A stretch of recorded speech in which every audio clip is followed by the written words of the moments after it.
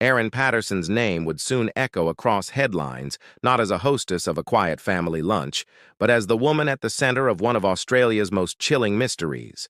3 guests dead, 1 fighting for life, and a single meal that left the world asking whether it was murder by mushrooms or a devastating mistake. Erin Patterson's weekend began with the kind of anticipation that often surrounds a family gathering. For weeks, she had been planning the meal, hoping to bring together her former in-laws and perhaps ease the tension that had lingered since her separation. Her house was tidy, the table was set with care, and the smell of slow-cooked beef and butter lingered in the air. She wanted everything to feel normal, warm, and comforting. To her, the lunch was not just about food, but about repairing bonds that had frayed over time. The atmosphere seemed ordinary, but beneath the calm surface, the day was about to spiral into something no one could have predicted. The meal itself looked impressive. Erin had chosen a beef Wellington, a dish that stood out with its golden pastry crust and rich filling. Inside, mushrooms had been finely chopped and cooked down into a dark, earthy duxelles, spread thinly beneath the layers of meat and pastry. It looked elegant, almost celebratory, the kind of centerpiece that might convince her guests that old wounds could be forgotten, at least for an afternoon. Alongside it, she offered simple sides, vegetables from the garden, fresh bread, and glasses of wine that caught the light in the dining room. Laughter and conversation began softly, the kind that people force when they are trying to move past years of unease. On the surface, it was just a family lunch, nothing more. Hours after the plates were cleared, however, a creeping sense of unease began to take hold.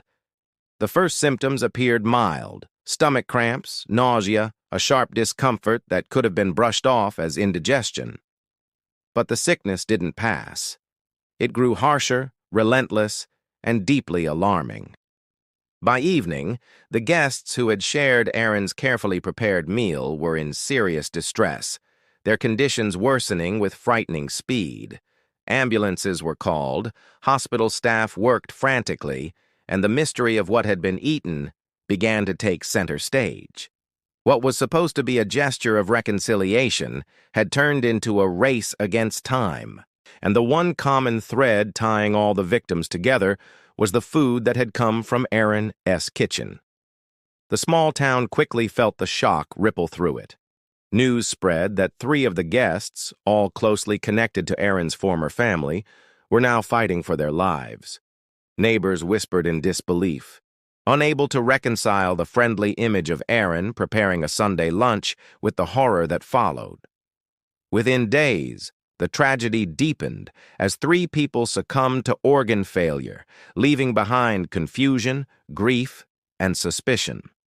One survivor, barely clinging on, faced a long recovery and the permanent scars of what had happened that day. What began as a family meal now carried the shadow of something darker, an event that blurred the line between accident and intent. Erin, who had not fallen gravely ill herself, stood at the center of it all. While she had envisioned a day of healing and togetherness, she instead found herself surrounded by questions, each one heavier than the last, and each one pulling her deeper into a story that no longer felt like her own. The investigation into what had caused the sudden illnesses moved quickly. Doctors treating the patients noticed a pattern that was impossible to ignore. The symptoms were violent, beginning with stomach pain and nausea, but soon progressing to vomiting, diarrhea, and signs of liver failure. These were not the effects of spoiled meat or poorly cooked food. Toxicologists recognized them instantly as the deadly fingerprint of one of the most dangerous mushrooms in the world, the death cap. Just a small amount of this fungus could destroy a person's internal organs beyond repair, and once consumed, treatment options were limited. The connection between the meal and the outcome was clear. The dish, that had seemed so impressive at Erin Patterson's table, carried a hidden poison. The spotlight turned to the beef Wellington, the centerpiece of the lunch.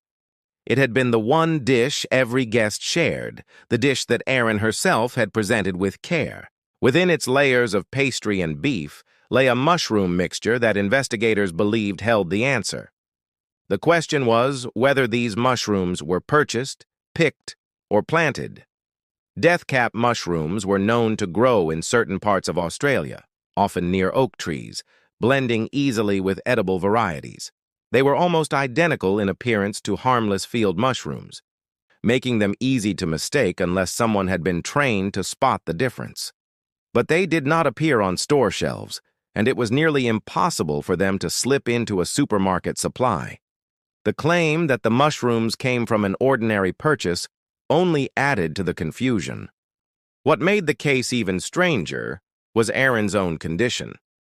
While her guests collapsed in hospital wards, she remained mostly unaffected, suffering only mild symptoms, if any at all. To investigators, this detail was too important to ignore.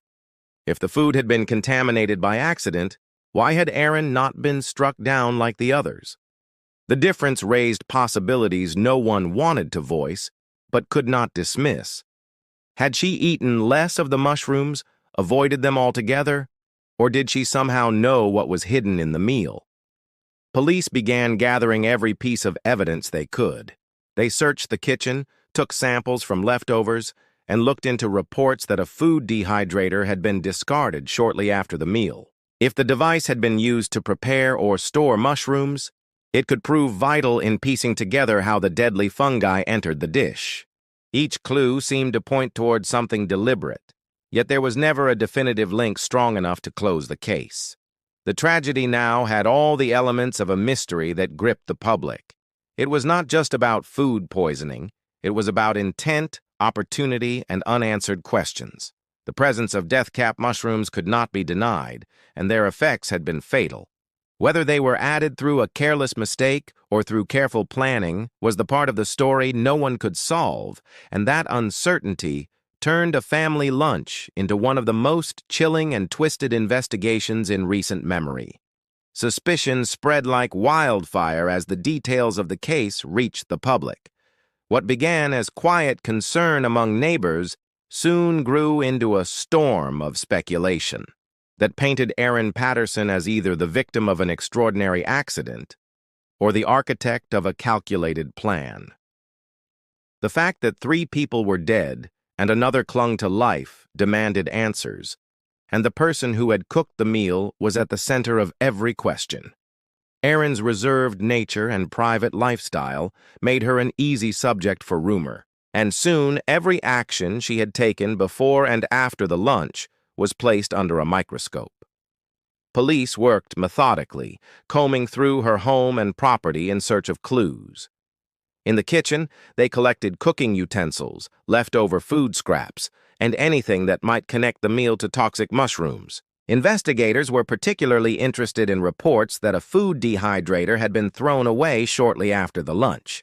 When asked, Erin insisted she had discarded it for unrelated reasons, but the timing looked suspicious. Could it have been used to dry mushrooms and remove traces of their origin? Detectives recovered it from a waste facility, determined to test every possibility. Forensic experts analyzed the beef Wellington remnants, but the challenge was immense. Deathcap toxins can linger in even the smallest traces of food, and while their presence confirmed poisoning, they did not reveal how the mushrooms had arrived in the dish. Was it through store-bought products, wild foraging, or something more deliberate? The lack of a clear answer only deepened the uncertainty. Toxicologists pointed out that it was highly unlikely for deathcaps to come from commercial sources, suggesting instead that they had been gathered or stored privately. That possibility shifted attention further toward Erin's role in the tragedy. Her own health remained a troubling detail.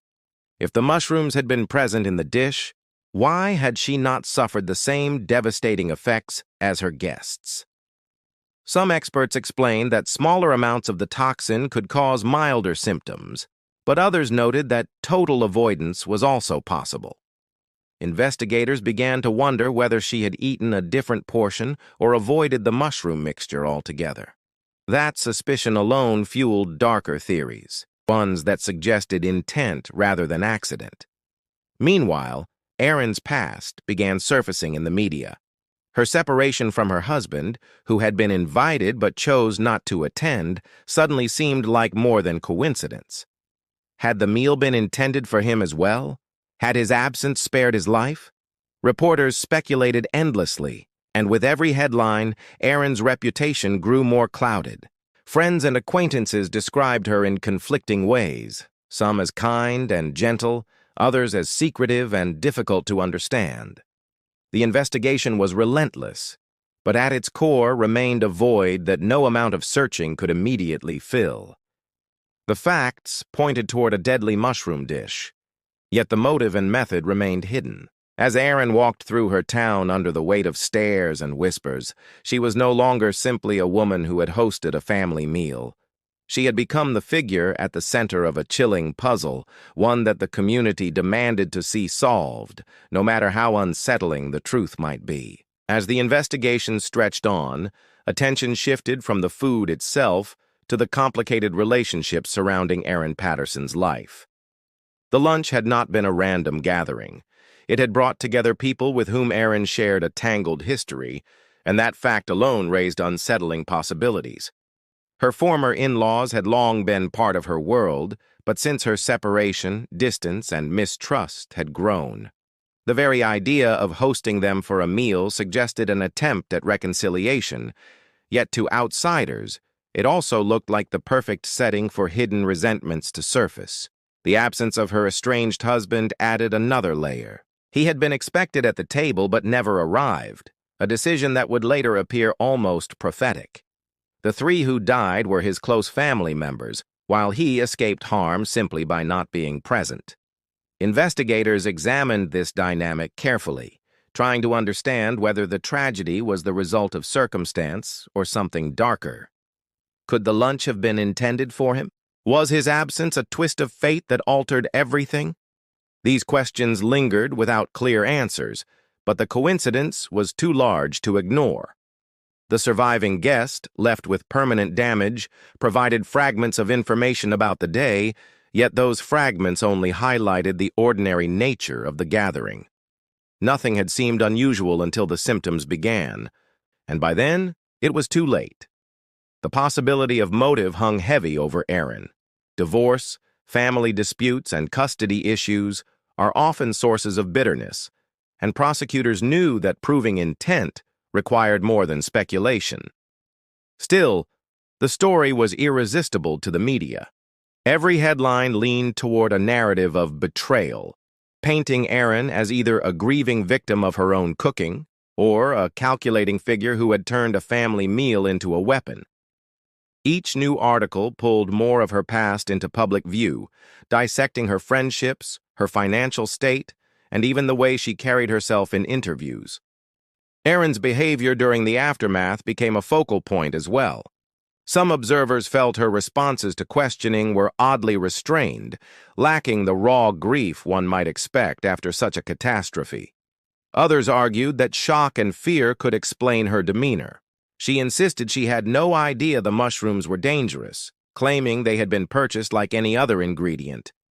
Yet toxicologists publicly doubted that possibility, repeating that death caps did not appear in grocery stores.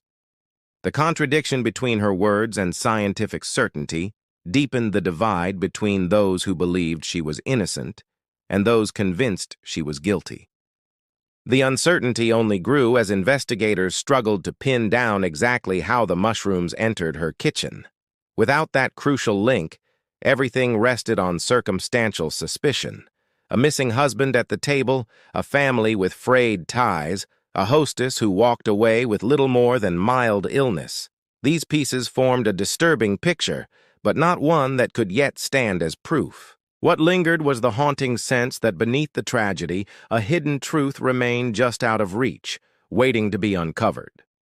Months passed, but the questions surrounding the mushroom deaths refused to fade. Each new development seemed to deepen the mystery rather than bring it closer to resolution. Investigators continued their work, testing, interviewing, and revisiting the sequence of events that had unfolded in Erin Patterson's home. Yet without definitive proof of intent, the case sat in a space that was neither fully criminal nor entirely accidental.